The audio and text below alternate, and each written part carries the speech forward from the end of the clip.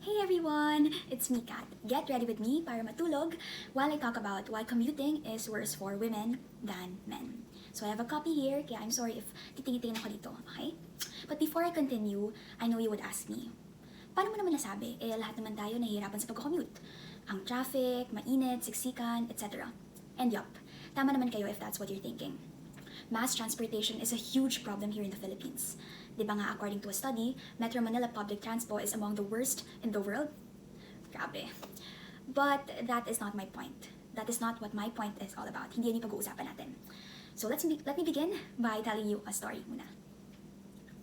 So, I can vaguely remember my first commuting experience. I was in grade 8 during that time. So before I left the house, my mom was saying all these reminders to me. And syempre, I wasn't paying attention that much. Kasi I thought to myself, what could go wrong? What could possibly go wrong? I mean, tama naman, di ba? Magko-commute lang naman ako.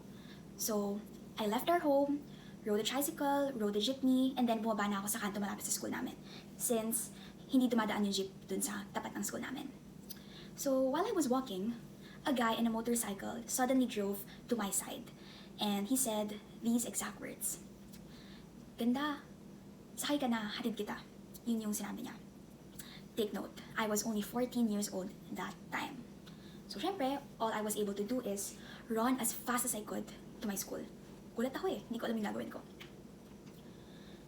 And another instance only happened recently. I rode a jeepney, like I would usually do to get to the terminal ng UV Express, pauwi sa amin, sa Bulacan. Pag-akyat ko pa lang ng jeep, I noticed na this guy, he is like in his 40s, he was looking at me. Mind you, I was wearing leggings and a shirt kasi galing akong pinon. So, all throughout the ride, mag-isa lang ako, he was just looking at me from head to toe. And whenever I would look at him, he would creepily smile at me. So, nung bababa na ako, nagmadali talaga ako. But when I got down, syempre, I wanted to check kung bababa rin ba siya since baka sundan niya ako, right? But he didn't. Hindi siya bumaba. But he brought out his phone and he held it as if pipicturean niya ako. So again, I ran as fast as I could. Like what I did nung unang experience ko. So these two experiences are only a few of my personal encounters as a woman commuter here in the Philippines. Besides these, marami pa akong alam but sa mga girlfriends ko yun, which I won't mention here since they aren't mine to tell. So now that I've already kind of established where I'm coming from, let me say this. Just because some of you, especially our male audiences, are not that familiar or not at all familiar with these female struggles doesn't mean they are untrue.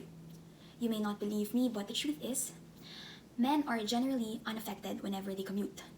Yes, pinapawisan din kayo, naiinip sa traffic, natatakot na madukutan, di ba? Pero, have you ever thought of whether your outfit is bastusin before you leave the house? Na baka it's too revealing and you would end up getting catcalled. Did you ever took notes on the safety tips when you commute? Na you always choose routes with many people, na you shouldn't wear headphones, na you should send the license plate info of the vehicles you're going to ride sa mga loved ones mo, sa mga friends mo, na huwag kang magtatali ng buhok kapag naglalakad, huwag maglalakad sa madilim na eskinita. Because kaming mga babae, us women, we do all these every single day. Araw-araw. Kaya alam mo yun, minsan mapapasabi ka na lang na ang hirap maging babae. Every time na lalabas ka, you would always say to yourself, maybe not like the exact words, pero iisipin mo, sabihin mo sa sarili mo, ito na naman tayo. Every ride would make you uncomfortable and unsafe. Although, yung sinusuot namin, what we wear, shouldn't be an issue. It becomes one whenever we commute.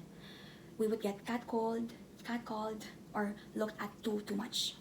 Tapos, masasabi pang, it is our fault since we dress that way. We have to do certain things just so that we would feel a bit safer.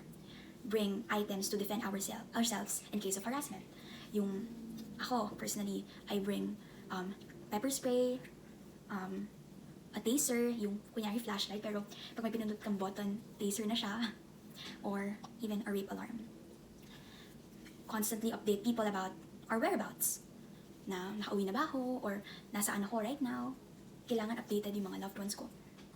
Hindi pwedeng mag-isa ka kasi when you are a woman and you are alone, there will always be a bigger chance na may mangyayari sa'yo masama. And if may kasama ka, it is better, quote-unquote better, if lalaki kaysa babae. Kasi di nyo kaya na dalawa kayong babae and only a guy can protect you if anything happens. If may ma-encounter ka man na bad guy. You see, what just happened there? What I just said? Kasi nga, men are more powerful than women. Hindi namin kaya ipagtanggol yung sarili namin. And why? Kasi men are also the ones who cause us to be uncomfortable. So tama lang na yung lalaki, ang kalaban niya, if ever is, lalaki din. Doing such things kasi make them feel good about themselves. It is their attempt to assert dominance. But yeah, again, that's for a different topic. But you know what? This commuting is worse for women than men only reveals a bigger problem women are facing in society we live in. This aspect only proves the idea that men have life much easier than women. From something as little as the outfits or the attire we wear, to menstruation, from education and job opportunities to rights, men are always favored. As Aysegul Elif in Istanbul, she is a woman living in Istanbul, said during an interview with TRT World, men rule over the world, deciding on many issues from how we should be dressed to the kind of last names we should get. And as Sofoglu, a married woman also from Istanbul, said in the same interview, sabi niya, there is no ideal body size for men. They could be fat and anything else. But we should be on an eternal diet as women to be fit according to this concept. In addition, according to a 2017 survey, at least 66,000 women are violently killed every year. And 70% of those killings are intentional homicides called femicides. Now, do you guys get me? Nagigets niyo ba what my point is? Now, with all these, everything I said, you may ask me, so Kat, ang dami mong sinabi, anong gagawin namin? I mean, is there something we can do if sabi mo nga, ganito na talaga? Anong gagawin namin? Well, first and foremost, to the men watching this, I hope you know that this video didn't mean to offend you in any way, shape, or form. You are listening to this for a reason. If life permits that one day you see a woman who's uncomfortable in the situation she's in, stand up for her. Do something for her. Gone are the days when we are too afraid of being laughed at for speaking up and not tolerating bad and mean people. Think of it this way, or how about think of the important women in your life. Your mom, your sister, your tita, lola, or even your girlfriend. Wouldn't you want other guys to do the same thing for them? Na someone would stand up for them, protect them. But before anything else, know that the greatest help you can offer is making sure you yourself, ikaw mismo, na nanonood nito, is respectful and fair. Never treat women as objects.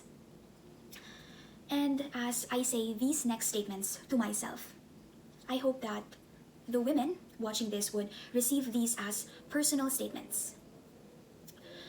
In a society where I, as a woman, is expected to stay soft-spoken or even worse, silent when placed in uncomfortable situations, I choose to let people hear me yell. I refuse to wear the crown of an unbothered queen in situations that are bothering. Looking back at all my experiences, naiinis ako, honestly. Naiinis ako kasi wala man lang akong ginawa for myself. And what's worse is that I actually expected na may makakapansin iba and they would do something to help me. But the sad truth is, no matter how many times we explain what we go through and no matter how many prominent women around the world speak in behalf of us, we will never be understood as deeply and as wholly as we wanted to be. Our fight as women has come a long way already. Yet there's been only a few minimal changes. Kaya let's not wait for those in power to do something. Because all waiting has done is maintain the status quo. We have to speak these truths when they are necessary. And when are they necessary? All the time. In the end, we have to stand up for ourselves and for each other, no matter how uncomfortable it is. We can only hope that the support we give is enough to empower every woman to not let their voices be silenced. Women, don't let those who aren't wearing your shoes decide on how your life will go. You know what? Go ahead and give them that bombastic side eye. Sabi nga ng prof namin sa speech 30, fear will always be there. Laging magkakaroon ka ng takot. It will always be present. And so, do it afraid. Kahit takot ka, just say what you want to say. Sabihin mo dun sa mean na mga taong yon, sa bad guys, kung ano yung gusto mong sabihin. Because you know what? Comfort is so overrated. Anyway, I'm done. I have to sleep now. Kailangan mag-ipon ng energy because tomorrow is going to be a tough day again. Marami na naman tayong haharapin. So, it's going to be a tough day for me, for you, for all of us. Kasi pare-pareho naman tayong nahihirapan. So, I guess thank you for coming to my Get Ready With Me /TED Talk. And remember, always try to be a little kinder. Let us leave this world a bit better than when we found it. A bit safer than when we found it. Goodbye!